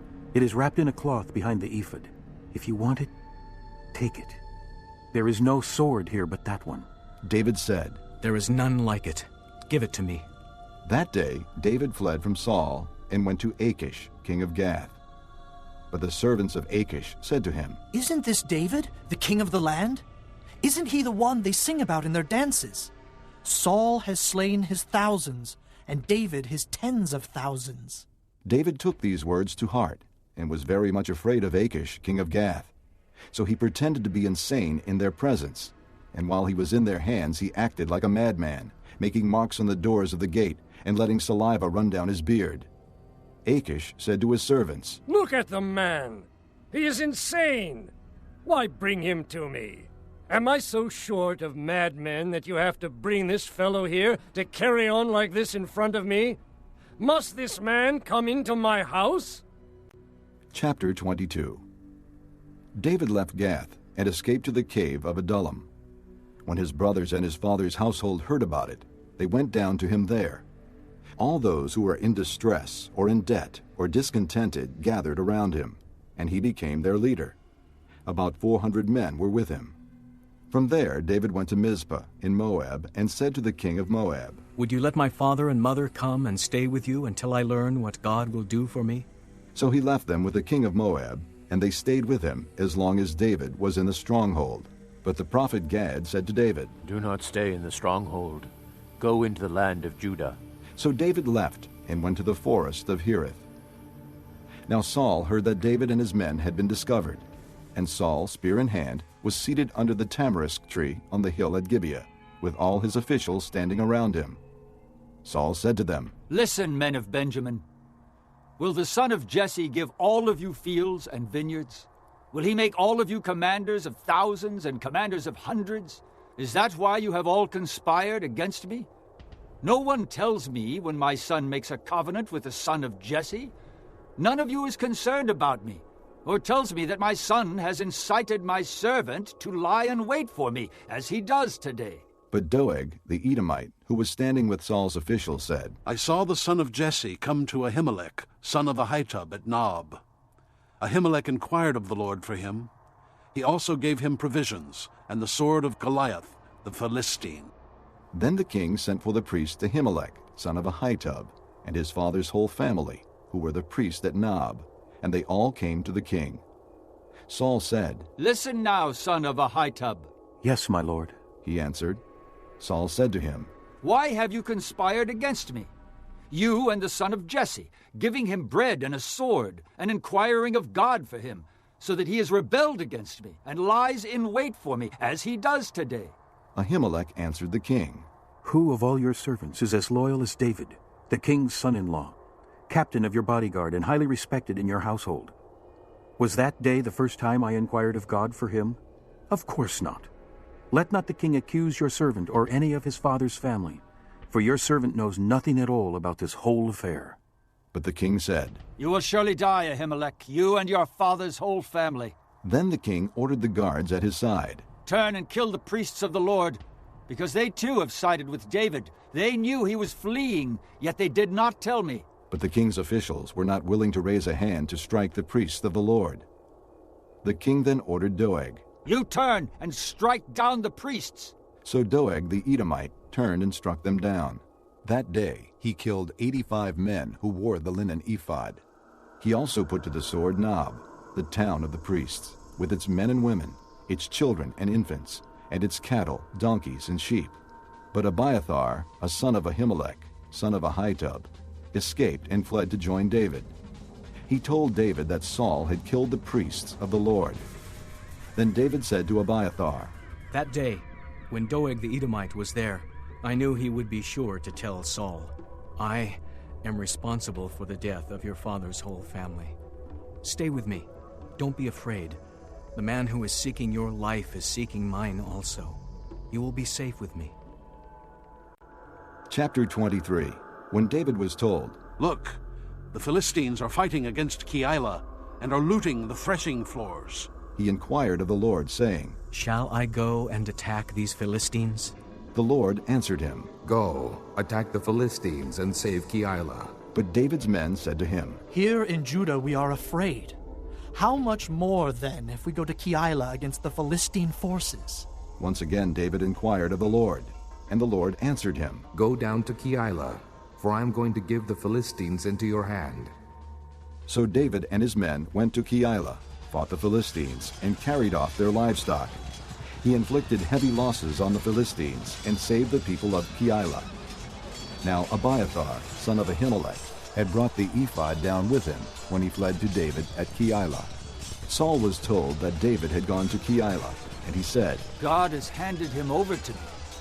For David has imprisoned himself by entering a town with gates and bars. And Saul called up all his forces for battle, to go down to Keilah to besiege David and his men. When David learned that Saul was plotting against him, he said to Abiathar the priest, Bring the ephod. David said, O Lord, God of Israel, your servant has heard definitely that Saul plans to come to Keilah and destroy the town on account of me. Will the citizens of Keilah surrender me to him? Will Saul come down as your servant has heard? O Lord, God of Israel, tell your servant. And the Lord said, He will. Again David asked, Will the citizens of Keilah surrender me and my men to Saul? And the Lord said, They will. So David and his men, about 600 in number, left Keilah and kept moving from place to place. When Saul was told that David had escaped from Keilah, he did not go there. David stayed in the desert strongholds and in the hills of the desert of Ziph. Day after day Saul searched for him, but God did not give David into his hands. While David was at Horesh in the desert of Ziph, he learned that Saul had come out to take his life. And Saul's son Jonathan went to David at Horesh and helped him find strength in God. "Don't be afraid," he said. "My father Saul will not lay a hand on you. You will be king over Israel, and I will be second to you. Even my father Saul knows this." The two of them made a covenant before the Lord. Then Jonathan went home, but David remained at Horesh. The Ziphites went up to Saul at Gibeah and said, "Is not David hiding among us in the strongholds at Horesh, on the hill of Hachilah, south of Jeshimon? Now, O king, come down whenever it pleases you to do so, and we will be responsible for handing him over to the king." Saul replied, "The Lord bless you for your concern for me. Go and make further preparation. Find out where David usually goes and who has seen him there. They tell me he is very crafty. Find out about all the hiding places he uses and come back to me with definite information. Then I will go with you. If he is in the area, I will track him down among all the clans of Judah." So they set out and went to Ziph ahead of Saul. Now David and his men were in the desert of Maon, in the Arabah south of Jeshimon. Saul and his men began the search, and when David was told about it, he went down to the rock and stayed in the desert of Maon. When Saul heard this, he went into the desert of Maon in pursuit of David. Saul was going along one side of the mountain, and David and his men were on the other side, hurrying to get away from Saul. As Saul and his forces were closing in on David and his men to capture them, a messenger came to Saul saying, "Come quickly! The Philistines are raiding the land." Then Saul broke off his pursuit of David and went to meet the Philistines. That is why they call this place Selah Hamelekah. And David went up from there and lived in the strongholds of En-Gedi. Chapter 24. After Saul returned from pursuing the Philistines, he was told, "David is in the desert of En-Gedi." So Saul took 3,000 chosen men from all Israel and set out to look for David and his men near the crags of the wild goats. He came to the sheep pens along the way. A cave was there, and Saul went in to relieve himself. David and his men were far back in the cave. The men said, "This is the day the Lord spoke of when he said to you, 'I will give your enemy into your hands for you to deal with as you wish.'" Then David crept up unnoticed and cut off a corner of Saul's robe. Afterward, David was conscience-stricken for having cut off a corner of his robe. He said to his men, "The Lord forbid that I should do such a thing to my master, the Lord's anointed, or lift my hand against him, for he is the anointed of the Lord." With these words, David rebuked his men and did not allow them to attack Saul. And Saul left the cave and went his way. Then David went out of the cave and called out to Saul, "My lord the king." When Saul looked behind him, David bowed down and prostrated himself with his face to the ground. He said to Saul, "Why do you listen when men say David is bent on harming you? This day you have seen with your own eyes how the Lord delivered you into my hands in the cave. Some urged me to kill you, but I spared you. I said, I will not lift my hand against my master, because he is the Lord's anointed. See, my father, look at this piece of your robe in my hand. I cut off the corner of your robe, but did not kill you. Now understand and recognize that I am not guilty of wrongdoing or rebellion. I have not wronged you, but you are hunting me down to take my life. May the Lord judge between you and me, and may the Lord avenge the wrongs you have done to me, but my hand will not touch you. As the old saying goes, from evildoers come evil deeds, so my hand will not touch you. Against whom has the king of Israel come out? Whom are you pursuing? A dead dog? A flea? May the Lord be our judge and decide between us. May he consider my cause and uphold it. May he vindicate me by delivering me from your hand." When David finished saying this, Saul asked, "Is that your voice, David, my son?" And he wept aloud. "You are more righteous than I," he said. "You have treated me well, but I have treated you badly. You have just now told me of the good you did to me. The Lord delivered me into your hands, but you did not kill me. When a man finds his enemy, does he let him get away unharmed? May the Lord reward you well for the way you treated me today. I know that you will surely be king, and that the kingdom of Israel will be established in your hands. Now swear to me by the Lord that you will not cut off my descendants or wipe out my name from my father's family." So David gave his oath to Saul. Then Saul returned home, but David and his men went up to the stronghold. Chapter 25. Now Samuel died, and all Israel assembled and mourned for him, and they buried him at his home in Ramah. Then David moved down into the desert of Maon. A certain man in Maon, who had property there at Carmel, was very wealthy. He had 1,000 goats and 3,000 sheep, which he was shearing in Carmel. His name was Nabal, and his wife's name was Abigail. She was an intelligent and beautiful woman, but her husband, a Calebite, was surly and mean in his dealings. While David was in the desert, he heard that Nabal was shearing sheep. So he sent 10 young men and said to them, "Go up to Nabal at Carmel and greet him in my name. Say to him, 'Long life to you, good health to you and your household, and good health to all that is yours.' Now, I hear that it is sheep shearing time. When your shepherds were with us, we did not mistreat them, and the whole time they were at Carmel, nothing of theirs was missing. Ask your own servants, and they will tell you. Therefore, be favorable toward my young men, since we come at a festive time. Please give your servants and your son David whatever you can find for them." When David's men arrived, they gave Nabal this message in David's name, and then they waited. Nabal answered David's servants, "Who is this David? Who is this son of Jesse? Many servants are breaking away from their masters these days. Why should I take my bread and water and the meat I have slaughtered for my shearers and give it to men coming from who knows where?" David's men turned around and went back. When they arrived, they reported every word. David said to his men, "Put on your swords." So they put on their swords, and David put on his. About 400 men went up with David, while 200 stayed with the supplies. One of the servants told Nabal's wife Abigail, "David sent messengers from the desert to give our master his greetings, but he hurled insults at them. Yet these men were very good to us. They did not mistreat us, and the whole time we were out in the fields near them, nothing was missing. Night and day, they were a wall around us all the time we were herding our sheep near them.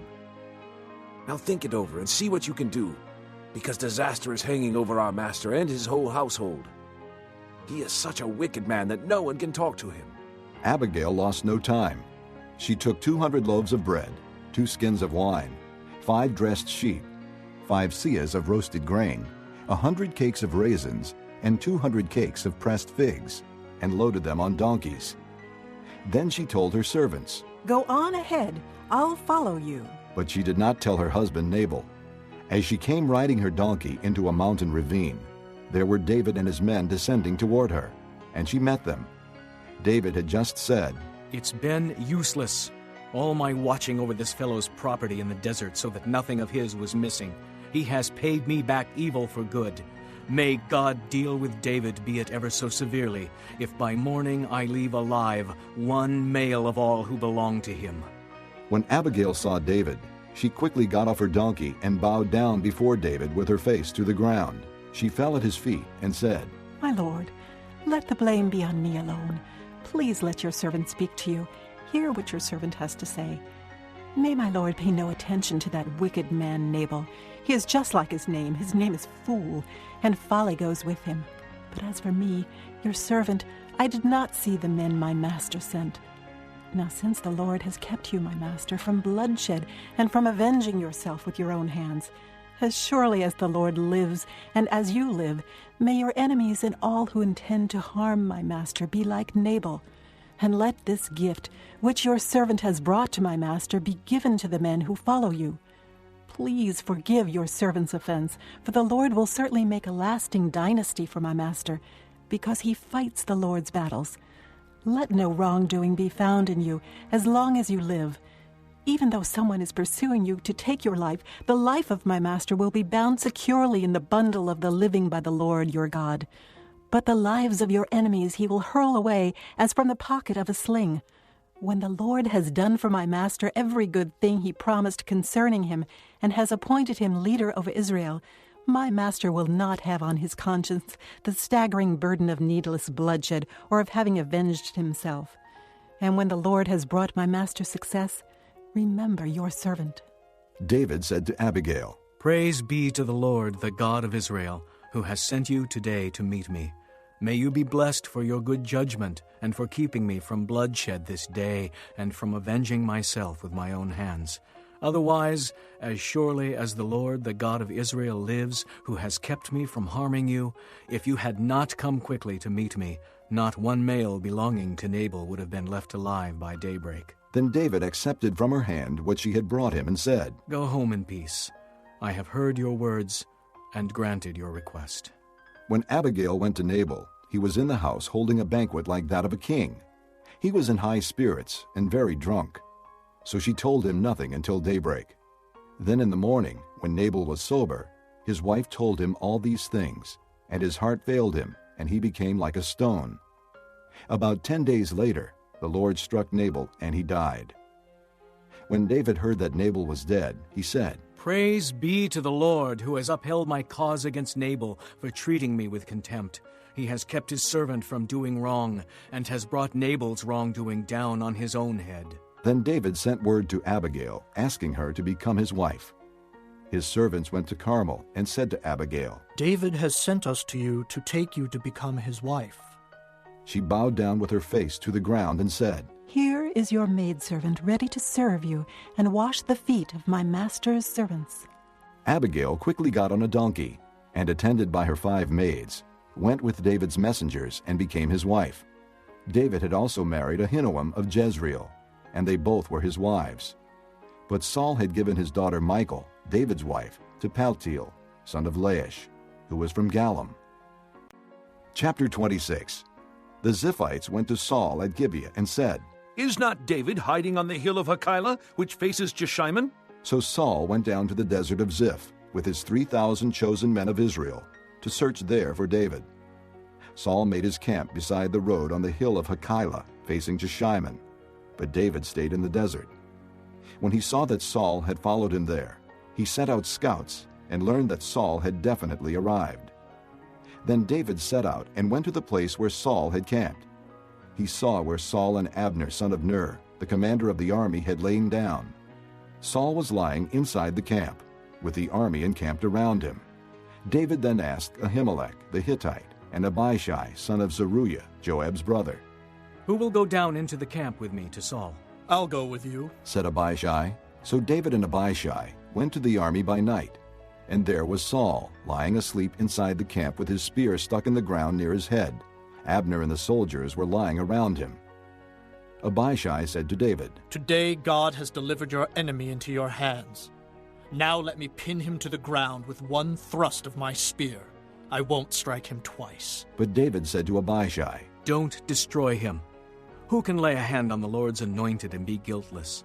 As surely as the Lord lives, he said, the Lord himself will strike him. Either his time will come and he will die, or he will go into battle and perish. But the Lord forbid that I should lay a hand on the Lord's anointed. Now, get the spear and water jug that are near his head, and let's go. So David took the spear and water jug near Saul's head, and they left. No one saw or knew about it, nor did anyone wake up. They were all sleeping, because the Lord had put them into a deep sleep. Then David crossed over to the other side and stood on top of the hill some distance away. There was a wide space between them. He called out to the army and to Abner, son of Ner. Aren't you going to answer me, Abner? Abner replied, Who are you who calls to the king? David said, You're a man, aren't you? And who is like you in Israel? Why didn't you guard your lord the king? Someone came to destroy your lord the king. What you have done is not good. As surely as the Lord lives, you and your men deserve to die, because you did not guard your master, the Lord's anointed. Look around you. Where are the king's spear and water jug that were near his head? Saul recognized David's voice and said, Is that your voice, David, my son? David replied, Yes, it is, my lord the king. And he added, Why is my lord pursuing his servant? What have I done? And what wrong am I guilty of? Now let my lord the king listen to his servant's words. If the Lord has incited you against me, then may he accept an offering. If, however, men have done it, may they be cursed before the Lord. They have now driven me from my share in the Lord's inheritance and have said, Go, serve other gods. Now do not let my blood fall to the ground far from the presence of the Lord. The king of Israel has come out to look for a flea, as one hunts a partridge in the mountains. Then Saul said, I have sinned. Come back, David, my son. Because you considered my life precious today, I will not try to harm you again. Surely I have acted like a fool and have erred greatly. Here is the king's spear. David answered, Let one of your young men come over and get it. The Lord rewards every man for his righteousness and faithfulness. The Lord delivered you into my hands today, but I would not lay a hand on the Lord's anointed. As surely as I valued your life today, so may the Lord value my life and deliver me from all trouble. Then Saul said to David, May you be blessed, my son David. You will do great things and surely triumph. So David went on his way, and Saul returned home. Chapter 27. But David thought to himself, One of these days I will be destroyed by the hand of Saul. The best thing I can do is to escape to the land of the Philistines. Then Saul will give up searching for me anywhere in Israel, and I will slip out of his hand. So David and the 600 men with him left and went over to Achish, son of Maoch, king of Gath. David and his men settled in Gath with Achish. Each man had his family with him, and David had his 2 wives, Ahinoam of Jezreel and Abigail of Carmel, the widow of Nabal. When Saul was told that David had fled to Gath, he no longer searched for him. Then David said to Achish, If I have found favor in your eyes, let a place be assigned to me in one of the country towns, that I may live there. Why should your servant live in the royal city with you? So on that day Achish gave him Ziklag, and it has belonged to the kings of Judah ever since. David lived in Philistine territory 1 year and 4 months. Now David and his men went up and raided the Geshurites, the Girzites, and the Amalekites. From ancient times, these peoples had lived in the land extending to Shur and Egypt. Whenever David attacked an area, he did not leave a man or woman alive, but took sheep and cattle, donkeys and camels, and clothes. Then he returned to Achish. When Achish asked, Where did you go raiding today? David would say, Against the Negev of Judah. Or, Against the Negev of Jerahmeel. Or, Against the Negev of the Kenites. He did not leave a man or woman alive to be brought to Gath, for he thought, They might inform on us and say, This is what David did. And such was his practice as long as he lived in Philistine territory. Achish trusted David and said to himself, He has become so odious to his people, the Israelites, that he will be my servant forever. Chapter 28. In those days the Philistines gathered their forces to fight against Israel. Achish said to David, You must understand that you and your men will accompany me in the army.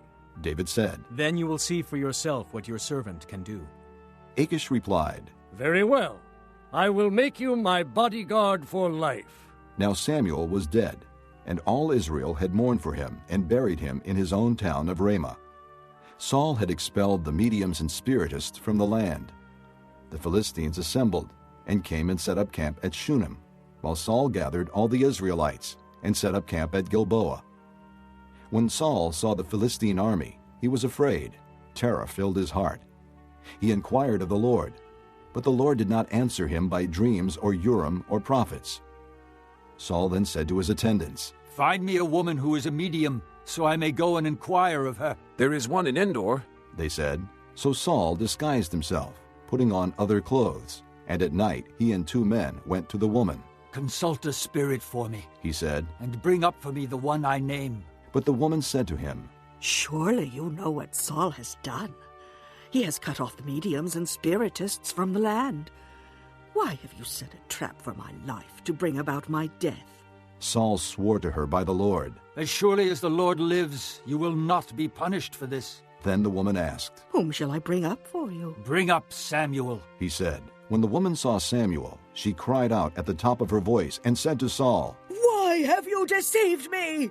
You are Saul! The king said to her, Don't be afraid.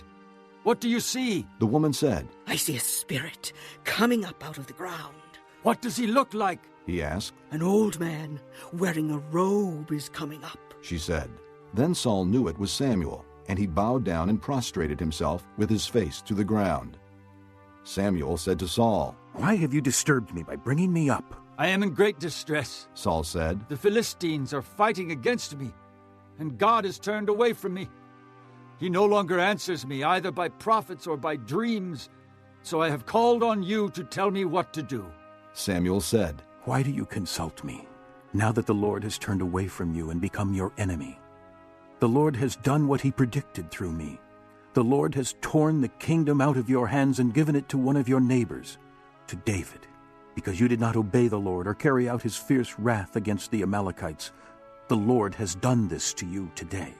The Lord will hand over both Israel and you to the Philistines, and tomorrow you and your sons will be with me. The Lord will also hand over the army of Israel to the Philistines." Immediately Saul fell full length on the ground, filled with fear because of Samuel's words. His strength was gone, for he had eaten nothing all that day and night. When the woman came to Saul and saw that he was greatly shaken, she said, "Look, your maidservant has obeyed you. I took my life in my hands and did what you told me to do. Now, please listen to your servant, and let me give you some food so you may eat and have the strength to go on your way." He refused and said, "I will not eat." But his men joined the woman in urging him, and he listened to them. He got up from the ground and sat on the couch. The woman had a fattened calf at the house, which she butchered at once. She took some flour, kneaded it, and baked bread without yeast. Then she set it before Saul and his men, and they ate. That same night they got up and left. Chapter 29. The Philistines gathered all their forces at Aphek, and Israel camped by the spring in Jezreel. As the Philistine rulers marched with their units of hundreds and thousands, David and his men were marching at the rear with Achish. The commanders of the Philistines asked, "What about these Hebrews?" Achish replied, "Is this not David, who was an officer of Saul, king of Israel? He has already been with me for over a year, and from the day he left Saul until now, I have found no fault in him." But the Philistine commanders were angry with him and said, "Send the man back, that he may return to the place you assigned him. He must not go with us into battle, or he will turn against us during the fighting.